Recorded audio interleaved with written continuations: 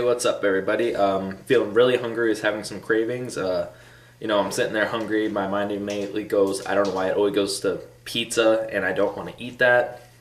And I might make vegan pizza soon, maybe tomorrow, who knows. But today I'm going to be making some Thai drunken noodles. And it really doesn't take a ton of ingredients to make, and it's not the cheapest meal, but it's relatively easy.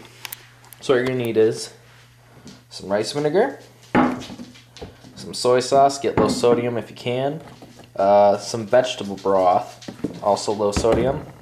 You're going to need some sriracha. I like to use rice noodles. Let's get some rice noodles. Brown sugar, 2 to 3 peppers, an onion, a lime, you're going to juice it. The recipe calls for Thai basil, but I'm just going to use regular basil. Some Roma tomatoes, some carrots, and 5 cloves of garlic. Alright guys, so step 1 is to get your water boiling on your pot, on the oven. Just read your rice noodle directions, figure out how to, and I'm crouching down like this to get the angle on the bowl better, because I don't have the best tripod right now. My other good ones in storage. So for this step, you're going to get a very large mixing bowl, because your noodles are going to soak in here later. You're going to get 4 tablespoons of rice vinegar.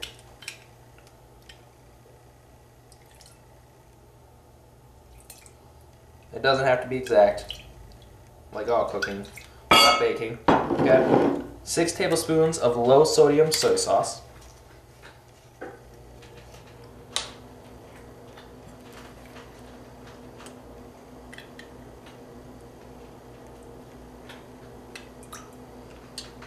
And speeding up.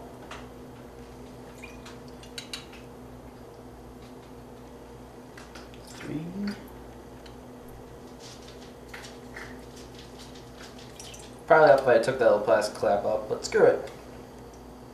5. And if you're making more noodles, of course, double it, half it, whatever. Whatever the amount you're making. This one works for me though.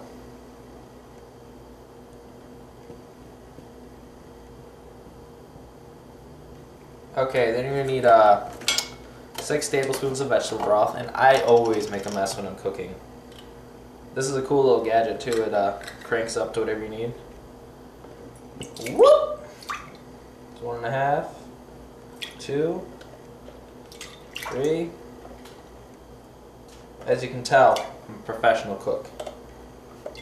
5 and 6. 6 tablespoons of the vegetable broth.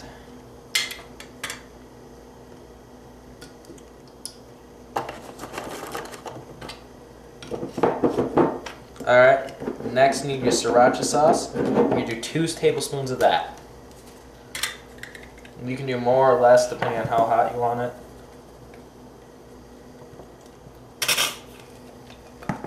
Almost out of sriracha. That's a sin right there. Running out of sriracha. 1.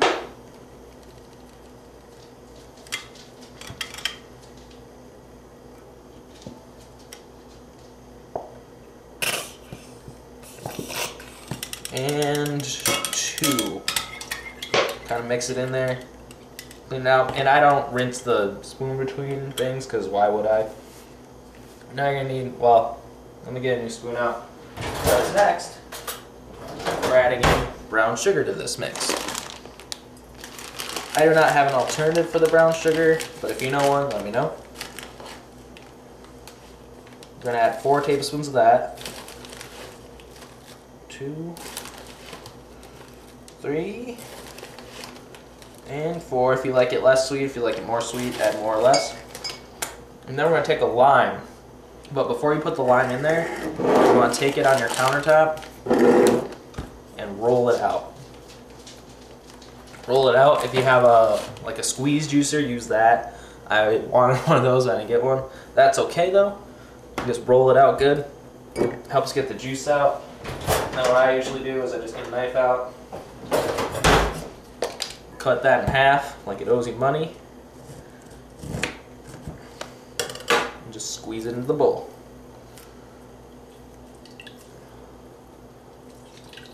And you're doing all this while you're waiting for the water to boil. You get this step out of the way, it makes the whole process much easier. Okay. Lime juice. Let me squeeze the whole lime there. And, you know, mix it up. And you can also put sesame seeds in there if you want, but I don't have any on hand, so it's whatever. Alright, so at this point, your water should be just about ready to boil. Mine's still getting there, and you should have your sauce done. Now what we're going to be doing is getting to the vegetables. Now, to make this, you usually throw them in a large saute pan. I'm going to have like a, I don't really know what you'd call it, but I have that because it fits all the ingredients just barely, by the way. But now you're going to start chopping up your onion. So remember, it's one whole onion. I'm just going to chop that up. You know, then you're going to want 3 carrots. I already peeled everything and washed it off. You should just cut off the ends and then chop it. I'm not sure how everyone likes it. It's depending on how you like it, though. You can go thinner with it and go thicker with the carrots. It's just that. The onions I chop into little cubes, and then the garlic, remember, you gotta peel that too. I'd cut it as small as possible so you can spread it out in the recipe more. You're just gonna chop all that up, and then you're gonna put it in your pan over there for, let me remember.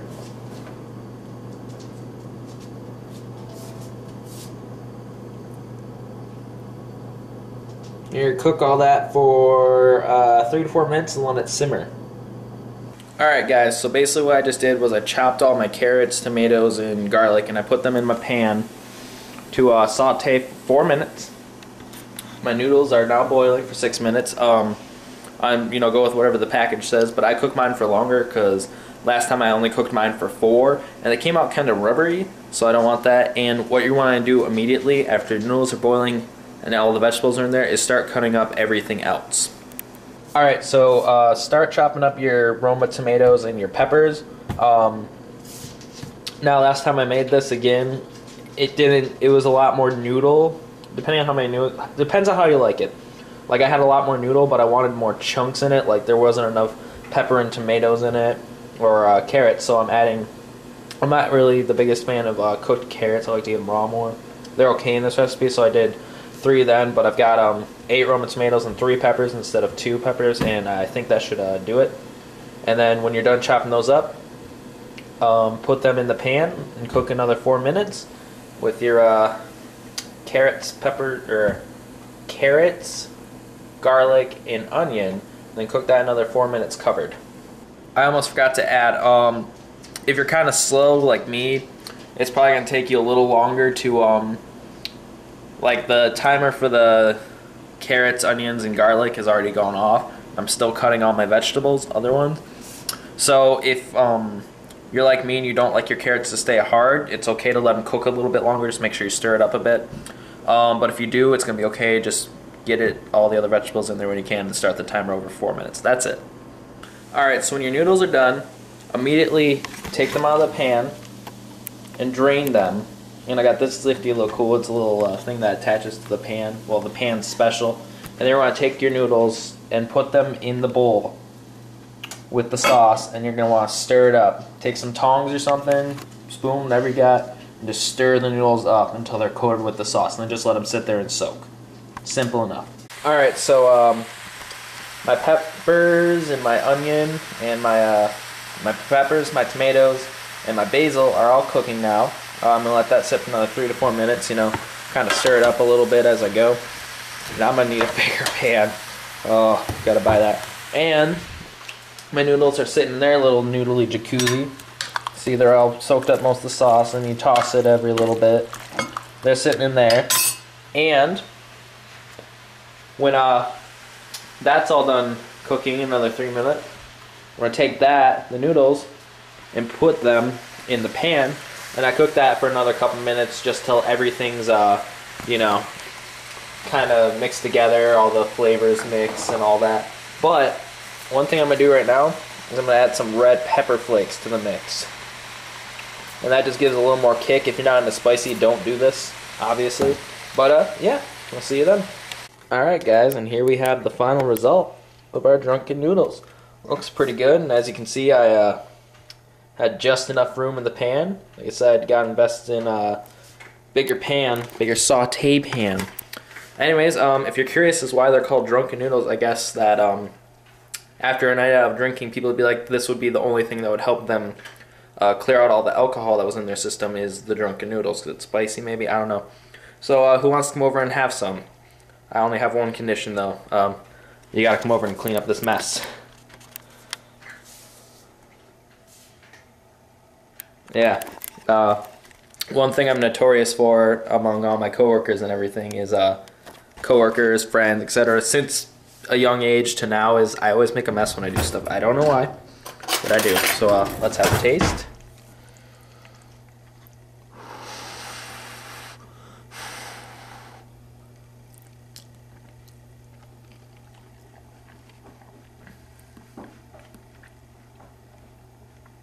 Pretty damn good. Alright, check you guys later, and I hope you enjoy this recipe. Bye.